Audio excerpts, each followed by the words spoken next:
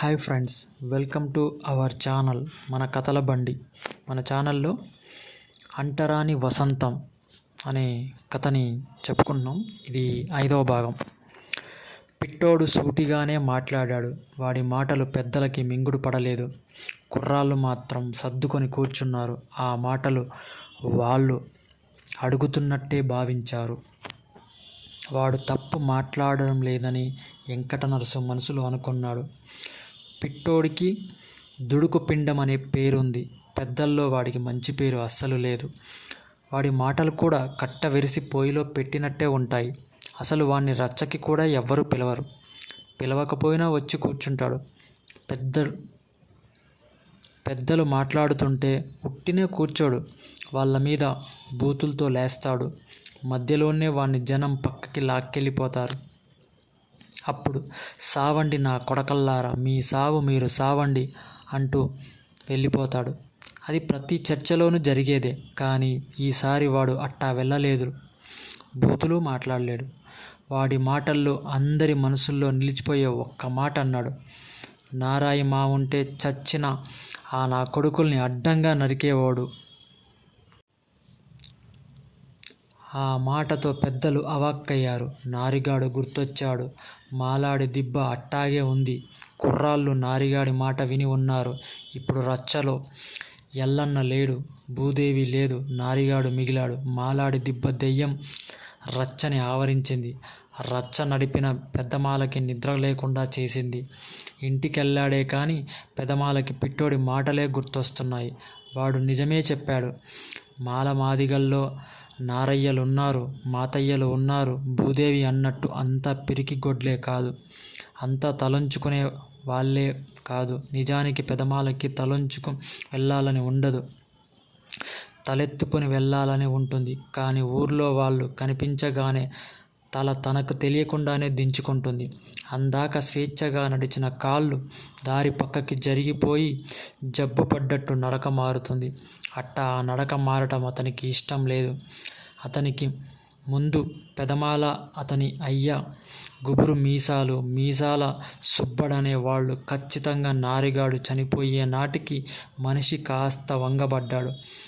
వయసు పైబడ్డాక కట్టెలా ఉండేవాడు. అప్పుడు అతనిది నడి వయసు. నారిగాడంత వయసు. నారిగాడు ఎప్పుడూ గుర్తొస్తాడు.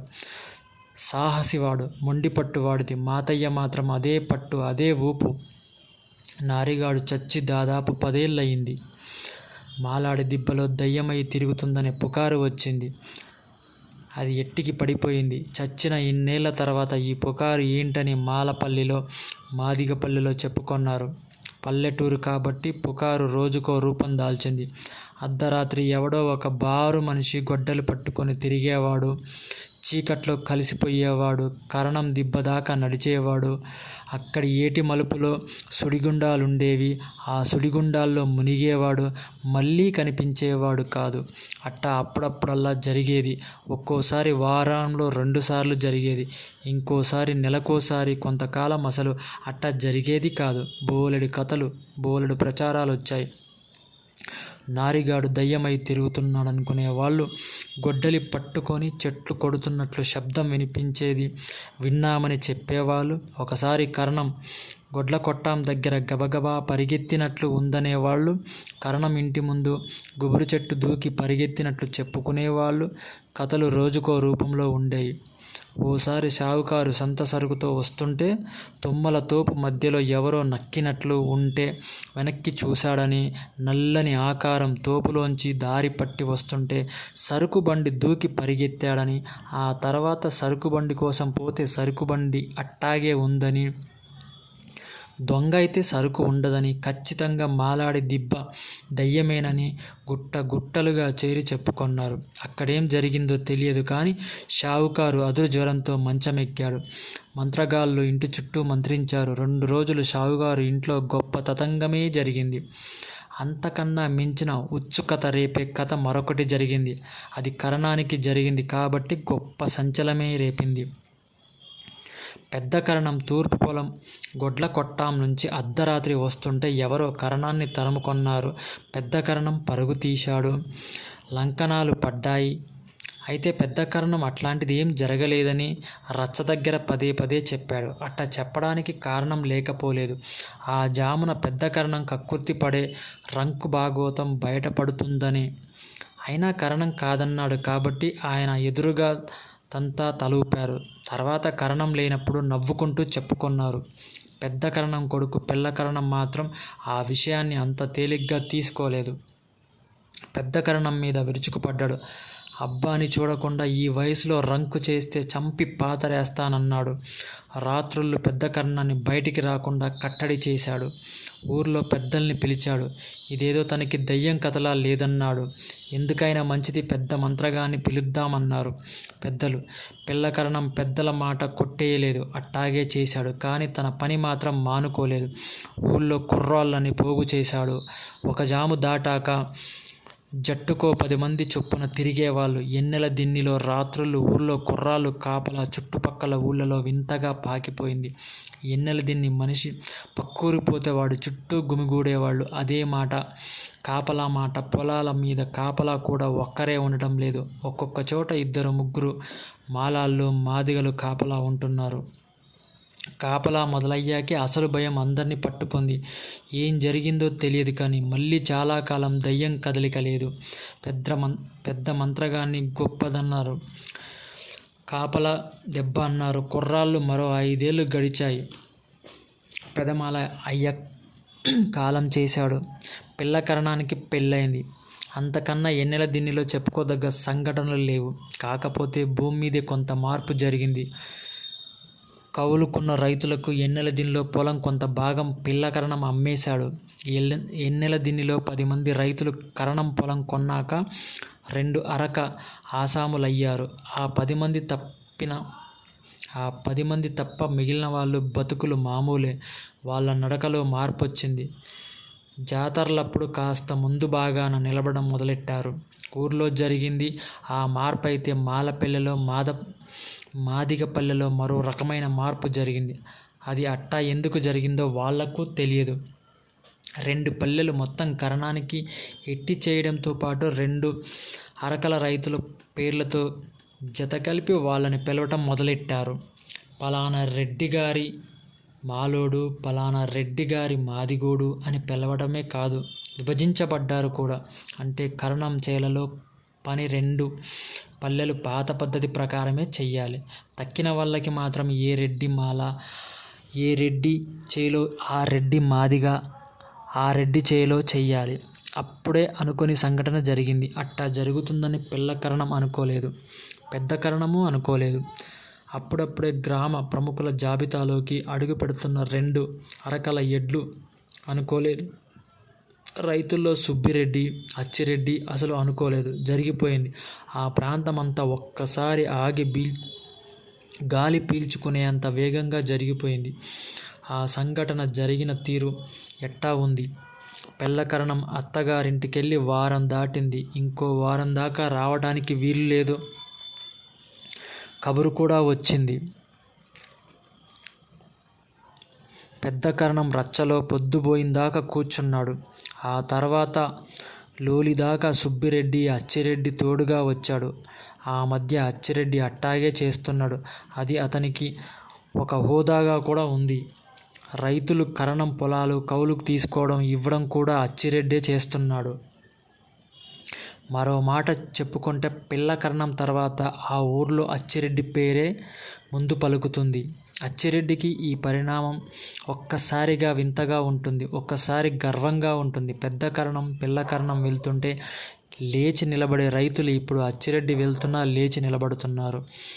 ఇక వెళ్ళబోయి రెడ్డి అని పెద్ద కరణం రోజులాగే అన్నాడు. అచ్చిరెడ్డి సెలవు తీసుకొని వెళ్ళిపోయాడు. పెద్ద కరణం ఇంట్లోకి వెళ్ళలేదు. తూర్పు పొలం కొట్టాలకేసి అలవాటుగా నడిచాడు. పిల్ల కరణం ఊళ్ళో లేనప్పుడు అట్టా వెళ్ళడం అలవాటుగా మారిపోయింది. అయినా పుట్టుకతో పుట్టిన రంకు పుడకలతో కాని పోదంటారు. తూర్పు పొలం కొట్టాలు ఏటిగట్టున ఉన్నాయి.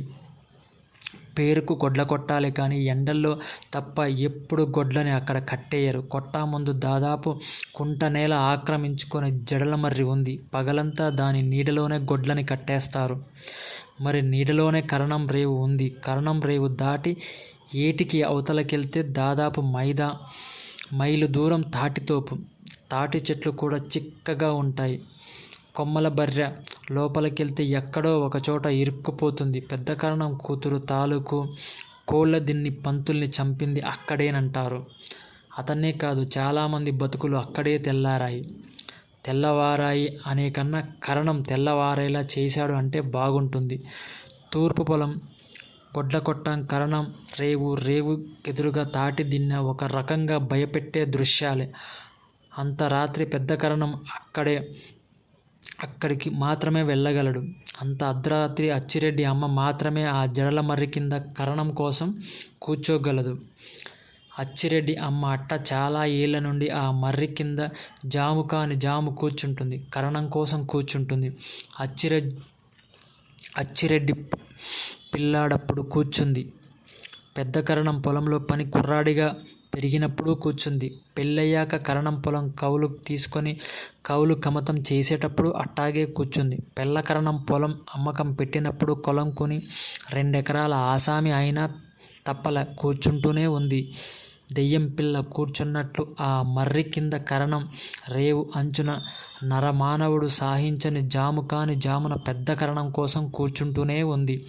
మొగుడు పెద్దిరెడ్డి సుబ్బిరెడ్డి చిన్నా చితక మనిషేం కాదు, ఎద్దంటి మనిషి. గొడ్డులా చాకిరీ చేసేవాడు. నల్లమల్ల అడవుల్లో గొడ్లు మేపేవాడు. ఉండటానికి భూమి ఉండేది. రాయి రప్ప పంట పేరుకు మాత్రమే, ఎందుకు పనికిరాదు. బతకడం కష్టమైంది. గొడ్లు తోలుకొని దేశం మీద పడ్డాడు. అచ్చిరెడ్డి చంకబిడ్డ. గొడ్లు అమ్ముకుంటూనే బతుకుదారి వెతుక్కోవడం మొదలెట్టాడు. దారిలో గోనెసినిగడ్డల బండ్లు తోడయ్యాయి. ఆ బండ్లు ఎన్నెల దిన్ని వచ్చాయి. ఆ బండ్లతోనే ఎన్నెల దిన్ని వచ్చారు. మిగిలిన గొడ్లలో మంచివి కరణం కొన్నాడు. పనికిరానివి మాదిగల కమ్మాడు. కరణం సుబ్బిరెడ్డికేసి యగాదిగా చూశాడు. పేరు అడిగాడు. చెప్పాడు. పెళ్ళం పేరు రంగాయి అని చెప్పాడు. కరణం దయగా చూశాడు. తన పనిలో ఉండమన్నాడు. గుడిసె కట్టుకోనికి కట్టెలిచ్చాడు. తన చెట్ల ఆకు కొట్టుకోమన్నాడు. దేవుడల్లే కనిపించాడు. గొడ్లు అమ్మిన డబ్బు కరణం దగ్గరే ఉంచాడు. పెద్దిరెడ్డి సుబ్బిరెడ్డి జీతగాడయ్యాడు. తన గొడ్లు కరణం గొడ్లయ్యాయి. వాటితో పాటు కరణం గొడ్లని కరణం బీడులో కాసేవాడు. గొడ్ల సావిడి వసంత రంగాయి చూసుకునేది. సుబ్బిరెడ్డి జీతం డబ్బులు తీసుకున్నప్పుడల్లా తిరిగి కరణం దగ్గరే ఉంచేవాడు. ఎంతయిందని అడిగేవాడు కాదు. ఇంతయిందని కరణం చెప్పేవాడు కాదు. కాలం దాని దారిన అది వెళ్తుంది. ఓ రోజు రంగాయి సుబ్బిరెడ్డితో డబ్బు లెక్క చూడమంది. తమ ఊరు వెళ్దామంది. పెళ్ళాం మాట కాదనలేకపోయాడు సుబ్బిరెడ్డి. కరణాన్ని లెక్క అడిగాడు. కరణం వింతగా చూశాడు. జీవితంలో మొదటిసారి లెక్కలడిగిన జీతగాన్ని చూశాడు. సుబ్బిరెడ్డి కొత్తగా కనిపించాడు. ఈ వింత తనకి అనుభవంలో లేని విషయం. మింగుడు పడటం లేదు. ఇట్టాంటి కొత్త మనిషి ఇంతకుముందు తనకి పరిచయం కాలేదు. ఇట్టాంటి పరిచయం జరగకూడదు. ఇప్పుడే కాదు, ఎప్పుడూ జరగకూడదు. ఆడది పట్టు పడుతోంది. కరణం మాట్లాడలేదు. సుబ్బిరెడ్డి నేల చూస్తున్నాడు. కరణం సుబ్బిరెడ్డికేసే చూశాడు. చాలాసేపు అట్టాగే చూశాడు. ఆ తర్వాత రేపు లెక్క చూద్దామన్నాడు. మరుసటి రోజు కరణం లెక్క చూశాడు. తీసుకునేందుకు సుబ్బిరెడ్డి లేడు. రాత్రి గొడ్డ కొట్టంలో పడుకున్నాడు. తెల్లారి చూస్తే పాము కాటుతో చచ్చిపడున్నాడు. పాము కాట్లు లేవని తోటి జీతగాళ్ళు ఆశ్చర్యపోలేదు. గొంతు నల్లగా ఎవరో బలవంతంగా పిసికినట్లుంది. రంగాయి అనలేదు. కరణం లెక్కల్లో అచ్చిరెడ్డి తాలూకు కుడికలన్నీ తీసివేతల్ని చూసింది. అంతే. తన కళ్ళ ముందే సుబ్బిరెడ్డి మంటల్లో కాలాడు. పంచుకొన్న బతుకు కూడా ఆ మంటల్లోనే కాలిపోయింది. మిలిగింది శ్మశాన బూడిద. అది చీకటి మర్రి బతుకు. ఆ చెట్టు కింద కూర్చున్నప్పుడు దారిలో కరణాన్ని పురుగు కాటేసినట్టు అనిపించేది. కానీ కరణాన్ని ఏ పురుగు కాటేసేది కాదు. ఆ మధ్య దెయ్యం గొడవప్పుడు దెయ్యం కరణం కుతికి పిసికేసినట్టు అనుకుంది. కానీ దెయ్యాలు అబద్ధం అనుకుంది. అర్ధరాత్రి తాను ఇక్కడ కూర్చున్న ఏదీ జరగలేదు. తాటితోపులో కొరివి కూడా అనిపించదు. కరణం కన్నా మించిన దయ్యం ఉండదు. కరణమే పెద్ద దయ్యం పదే పదే అనుకుంది. అట్టా అనుకుంటూ తల పైకెత్తి చూసింది. ఎదురుగా మనిషి. కరణం కాదు. కరణానికి గడ్డం లేదు. కరణం చీకట్లో కూడా అంత నల్లగా కనిపించడు. అసలు కరణం చేతిలో గొడ్డలి ఉండదు. ఎవరది అనుకున్నంతలోనే కరణం వచ్చాడు. అప్పుడు జరిగిన సంఘటన ఊళ్ళన్నీ కలవరించిన సంఘటన, ఎన్నెల దిన్ని పేరు గ్రామాలకు పాకిన సంఘటన అప్పుడు జరిగింది. మాదిగ మాతయ్య గొడ్డలి తెగిపడ్డ పెద్ద కరణం తల సంఘటన. రంగాయి సాక్షిగా, చీకటి మర్రి సాక్షిగా, కరణం రేవు తాటితోపు సాక్షిగా. రంగాయి మూగది అయింది, మర్రి అంతా మూగదయింది, రేవు అంతా మూగదయింది, తాటితోపు అంతా మూగదయింది. ఆ మూగతనం మాతయ్యని మట్టి పెట్టింది. ఈడు నారిగాన్ని చంపాడు, ఇప్పుడు నా చేతుల్లో సచ్చాడు అని చెబుదామనుకున్నాడు. సూటిగా రంగాయి కేసి చూశాడు. రంగాయి మౌనంగా చూస్తుంది, మూగదానిలా చూస్తుంది. వద్దనుకున్నాడు, ఏది చెప్పొద్దనుకున్నాడు. 2 పల్లెలు కళ్ళ ముందు నిలిచాయి, అందుకే చెప్పొద్దనుకున్నాడు. కానీ రంగాయి మౌనంలో, రంగాయి మూగతనంలో మాతయ్య రూపం దేవుడి రూపంలా ఉందని మాతయ్యకు తెలియదు. మాతయ్య దెయ్యం కాదు, మాతయ్య దేవుడు. ఎంత వేగంగా తన పనిని పూర్తి చేశాడో అంత వేగంగానే మాతయ్య వెళ్ళిపోయాడు. నేరుగా మాలపల్లి వెళ్ళాడు. పెదమాల మంచం పక్కన ఆగాడు. నిద్రపోయేవాణ్ణి తట్టి లేపాడు. పెదమాల విసుగ్గా లేచాడు. ఎదురుగా నిలబడ్డవాణ్ణి మొదట గుర్తుపట్టలేదు, ఆ తర్వాత గుర్తుపట్టాడు మాతయ్యని. చాలా ఏళ్ల తర్వాత ఆడు సావలేదు అంటూనే వెళ్ళాడు. మళ్ళీ ఇప్పుడు వచ్చాడు. చాలా మారాడు. కూర్చోమన్నాడు. మాతయ్య కూర్చోలేదు. అటుగా వెళ్దాం రా అన్నాడు. ఇద్దరూ బయటికొచ్చారు. ఏటిగట్టున కూర్చున్నాడు. చీకటి చుక్కలు మినుగుమంటున్నాయి. మినుగుర్లు వెలుగు రవ్వల్లాగా పరిగెడుతున్నాయి. వాలుకు ఎదురీదే చేపలు పెద్ద శబ్దం చేస్తే అంత ఎత్తుకు ఎగిరిపడుతున్నాయి. కాస్త దూరంలో ఆ ఇద్దరు కూర్చున్న గట్టు చివరి భాగాన గులకరాళ్ళ మీద పారే పల్చటి ఏటి జాలు వింత శబ్దం చేస్తూ దగ్గరగా వినిపిస్తుంది. నిజానికి రాత్రి ప్రకృతి మౌనంగా లేదు, చీకటిగా లేదు. చుక్కల్లా, మినుగుర్లా ఎగిసిపడే జాలుకు ఎదురీదే చేపల్లా ప్రకృతి తన కోసం తాను సృష్టించుకున్న నీటి జాలు సంగీతంలా ఎప్పటిలాగే ఉంది. కాకపోతే ఓ సాహసి గుండె లోతుల్లో పుట్టుకొచ్చిన ప్రతిధ్వనిలా ఉంది. అప్పుడు చెప్పాడు మాతయ్య జరిగిందంతా. పెదమాల అంతా విన్నాడు. మాతయ్య మాటలు బయట పెట్టాడు. మాతయ్య మాటలు ఉద్రేకపరిచాయి. మాతయ్య మాటలు నరాల్ని లాగి వదిలినట్టు అనిపించాయి. ఎందుకో తెలీదు, పెద్ద పెట్టున ఏడ్పు తెప్పించాయి. మాతయ్యకి గుండెల్ని హత్తుకొని ఏడ్చాడు. జాలుకు ఎదురు ఇదే చేపలు ఒక్క ఉదుటిన ఎగిసిపడ్డ శబ్దం, గులకర్రాళ్ళు, గుండెల నడుమ నీటి జాలులు, అంతులేని గోల. పెదమాలకు ఒక్కసారిగా పైకి లేచి మాలపల్లి, మాదిగపల్లిలోని జనాలకి వినిపించేలా పెద్ద పెట్టున పెద్ద కరణాన్ని మన మాతయ్య చంపేశాడు, వీరుడు నా పక్కనే ఉన్నాడు, నిద్ర లేచి రండి అని అరవాలనిపించింది. కానీ అరవలేకపోయాడు. ఆ పల్లెలకు వినిపించాలని అరవాలనుకున్నాడో ఆ పల్లెల్లో ఇల్లు గుర్తొచ్చాయి, మనుషులు గుర్తొచ్చారు. వెంటనే భయం వెన్నాడింది. ఉద్రేకాన్ని ఆపుకొన్నాడు. నిజానికి మాతయ్యే రంగాయికి పెద్ద కరణాన్ని ఎందుకు చంపాడో చెప్దామనుకున్నాడు. కానీ ఆగాడు. మాతయ్య ఎందుకు ఆగాడు? పెదమాల అందుకే ఆగాడు. రంగాయి గుర్తుపట్టిందా తెలవదు. ఆ రాత్రి ఇద్దరు ఒక నిర్ణయానికి వచ్చారు. ఈ విషయం ఆ ఇద్దరిలోనే ఉంచుకోవాలనుకున్నారు. మాతయ్య ఈ పని చేశాడని తెలిస్తే 2 పల్లెలు శ్మశానం అవుతాయి. అందుకే ఆ నిర్ణయానికి వచ్చారు. అట్టా నిర్ణయించుకున్నాక మాతయ్య పైకి లేచాడు. మాతయ్య వెళ్తుంటే పెదమాలకి అదోలా అనిపించింది. మాతయ్యతో గంటలు గడపాలనిపిస్తుంది. కానీ తెల్లారి దృశ్యం కళ్ళ ముందు నిలుస్తుంది. మాతయ్య ఉండడం క్షేమం కాదు. రంగాయి గుర్తుపడితే ప్రమాదం. అందుకే ఎల్లొస్తారా అని మాతయ్య అంటే కాదనలేకపోయాడు. మాతయ్యతో పాటు ఏటుగట్టి దిగి రేవు దగ్గరికి నడిచాడు. రేవు నీళ్లను పాయలు చేస్తూ మాతయ్య వెనక్కి చూస్తూ వెళ్ళాడు. పెదమాల అట్టాగే చూస్తున్నాడు. వెలుగంతా ఎన్నెల దిన్ని ఏటి అవతల గట్టి మీద నడిచినట్టు అనిపించింది. వీరుడు ఎప్పుడూ అట్టాగే నడుస్తాడు. ఆకాశంలో మెరుపు తారాడినట్టు, భూమి మీద సూర్యుడు పరుచుకున్నట్టు, పెను తుఫాను 2 క్షణాల్లో తన పని తాను పూర్తి చేసినట్టు. అప్పుడు వచ్చింది రంగాయి. ఆశ్చర్యంగా చూశాడు, భయంగా చూశాడు. ఆమె పరిగెత్తినట్టు లేదు, ప్రశాంతంగా వెతుక్కుంటూ వచ్చినట్టుంది. మాతయ్య దేవుడు, ఆమె అంది. పెదమాలకు వింతగా ఉంది. అతను మాట్లాడలేదు. ఎన్నెల దిన్ని ఏటిగట్టున ఉన్నట్టు అతనికి అనిపించడం లేదు. కడుపులో దాచుకుంటూ ఊరంతా ఎరసకపడ్డ చెప్పను. ఆమె అట్టాగే చెప్పుకుపోతుంది. నల్లమల్ల కొండల కింద పుట్టానని చెప్పింది. బతుకుకి వెతుక్కుంటూ ఎన్నెలదిన్ని వచ్చానని చెప్పింది. ఎన్నెలదినికి సుబ్బిరెడ్డిని బలిచ్చానని చెప్పింది. బలి తీసుకుంది కరణమంది. ఆ తర్వాత తనని లొంగ తీసుకున్నాడంది. బిడ్డ కోసం లొంగానంది. ఆ మాటలంటూ ఏడ్చింది. తోడబుట్టింది ఏడ్చినట్లు అనిపించింది. కరణం చావు కోసమే చూశానంది. మాతయ్య దేవుడంది. ఆ మాట చాలాసార్లు అంది. కరణాన్ని చంపి మాతయ్య వడివడిగా వస్తుంటే వెంట వచ్చానంది. మాతయ్య మాలపల్లిలోకి దూరితే తాను బయటే ఎదురు చూశానంది. ఏటుగట్టిన వాళ్ళు కూర్చున్నప్పుడు అక్కడికే వద్దామనుకున్నట్టు చెప్పింది. మాతయ్యను తాను గుర్తుపట్టినట్టు మాతయ్యకు తెలియకూడదని ఆగానంది. మాతయ్య క్షేమాన్ని పదే పదే కోరుకుంది. వాడు కలకాలం బతకాలంది. తన ఆయువు కూడా తీసుకొని బతకాలంది. అంటూనే వెనుదిరిగింది. ఎంత ప్రశాంతంగా వచ్చిందో, ఎంత ప్రశాంతంగా మాట్లాడిందో అంతే ప్రశాంతంగా నడవటం మొదలెట్టింది. ఆమె కనిపించినంత దూరం చూస్తూ ఉండిపోయాడు. ఏటికి అవతల గట్టు నడుస్తున్న మాతయ్య, యువతలి గట్టున పెదమాల, ఊరి దారి పట్టిన రంగాయి. అంటరాని వాళ్ళ బతుక్కి, ఆడవాళ్ళ బతుక్కి ఎన్నెల దిన్ని బతుకులో దాగిపోయిన వాస్తవ రూపం ఆ చీకట రాత్రి తనతో దాచుకుంది.